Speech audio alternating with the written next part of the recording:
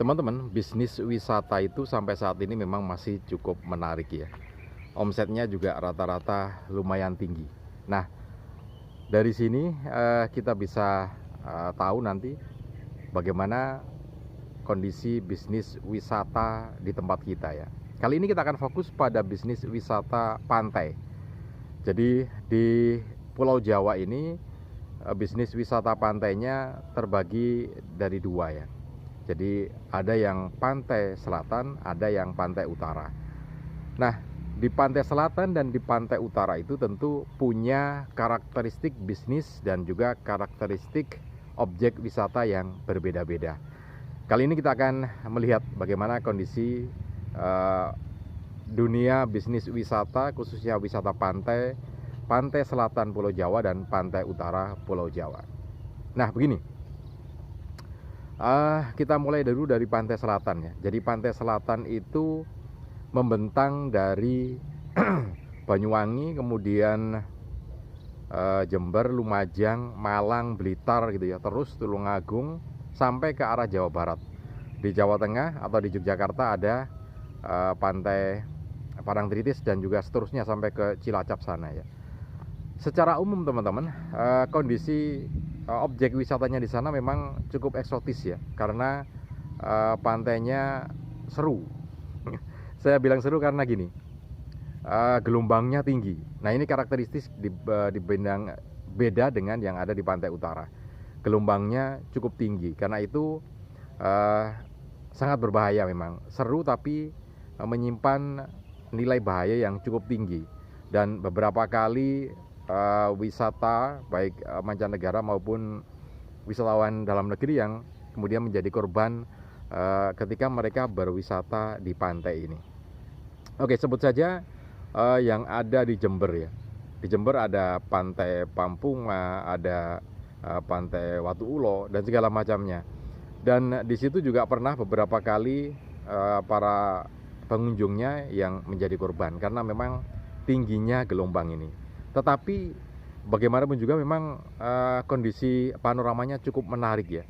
Jadi seperti itu. Kemudian kalau kita ke arah Malang Selatan juga cukup bagus. Begitu banyak pantai di sana. Misalkan ada Sendang Biru yang di situ juga sangat-sangat eksotis karena Sendang Biru sendiri sebagai desanya para nelayan ya. Desanya para nelayan. Kemudian di sana banyak perahu-perahu yang bisa dilihat. Yang menarik juga perahunya berbeda dengan teman-teman yang ada di wilayah pantai utara. Bentuk perahunya berbeda. Mereka tetap bermata pencaharian pencari ikan meskipun dengan kondisi gelombang yang cukup tinggi sehingga membentuk perahunya yang berbeda. Nah, itu di pantai Sendang Biru ya. Kemudian terhubung langsung dengan Pulau Sempu. Jadi sangat bagus memang. Tapi sekali lagi gelombangnya memang cukup tinggi. Kemudian kondisi alamnya di Pulau Sempu juga eksotis, hanya saja tetap menyimpan nilai bahaya yang cukup tinggi, baik itu misteri maupun bahaya yang kasat mata ya. Kemudian bergeser lagi ke arah barat, ada pantai Goa Cina, ada pantai Balai Kambang, ada pantai Gondang Merak, ada pantai Ngeliep. Nah, rata-rata memang kondisi pantainya seperti itu ya, gelombangnya cukup tinggi. Di Balai Kambang misalnya gelombangnya juga cukup tinggi dan sangat berbahaya juga kalau tidak berhati-hati ya. Tapi untungnya di pantai Balai Kambang ini ada pura ya, sehingga ada sedikit pemecah gelombangnya. Meskipun tetap saja gelombang di situ cukup tinggi. Artinya kondisi wisata di sini disambung dengan kondisi wisata religi ya, yang sering ke Balai Kambang, ada pura di sana. Nah, yang berikutnya Pantai Ngeliep juga sebagai wisata religi, teman-teman umat ini ya, umat agama yang Hindu, Buddha di situ. Nah, ini jadi menarik juga karena kondisi pantainya yang bagus juga, tapi tetap saja menyimpan nilai ini ya, nilai keganasan alam yang cukup tinggi. Jadi tetap waspada dan berhati-hati. Nah, berikutnya lagi adalah kondisi kontur pasirnya. Pasirnya lebih kasar dan lebih besar, butiran pasirnya lebih kasar dan lebih besar dibandingkan dengan pantai utara, sehingga sangat rentan sekali kalau kita melintas di pantai yang ada di sini. Biasanya keras ya, jadi agak lecet atau sakit di kaki biasanya. Nah, itu kondisi alam yang ada di pantai selatan. Kondisi bisnisnya juga cukup menarik karena pengunjung yang begitu membludak.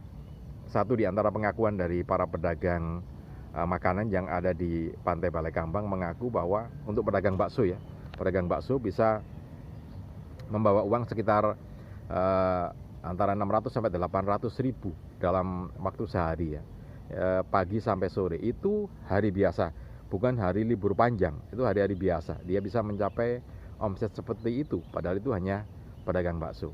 Artinya bisnis makanan di sini, bisnis kuliner di sini masih cukup menjanjikan. Ya tentu saja ini jadi menarik untuk teman-teman yang akan melintas di sana ya. Bukan hanya itu, dukungan untuk bermalam di sana juga cukup sudah mulai ada ya. Bukan, kalau saya bilang cukup memadai juga enggak juga, karena yang saya pernah lihat di Pantai Balekambang itu sudah ada penginapan, kemudian tentu saja air bersih ya, karena kan kebanyakan masyarakat kita ke pantai itu akan mandi di sana, bermain air, sehingga tentu saja dukungan air bersih, dan biasanya kadang-kadang agak sulit, tapi di sini sudah mulai bagus juga di Balekambang ini ya. Itu dukungan dari sisi properti yang disediakan oleh pengelola wisata. Dukungan yang lainnya diantaranya yang dari pengelola wisata. Kalau kita ke Pulau Sempu misalnya, Pulau Sempu ini jadi menarik juga karena sangat bagus untuk ini ya, untuk anak-anak muda. Tapi kalau untuk yang berkeluarga ya berhenti saja di Pantai Sendang Biru. Kalau mau dilanjut ke arah Pulau Sempu juga sangat berbahaya untuk keluarga ya, untuk anak-anak kita yang masih kecil juga, untuk ibu-ibu juga tidak recommended untuk masuk ke Pulau Sempu. Kalau hanya sekedar keliling menggunakan perahu, nah ini masih cukup menarik ya, masih cukup menarik karena kita bisa melihat Pulau Sempu.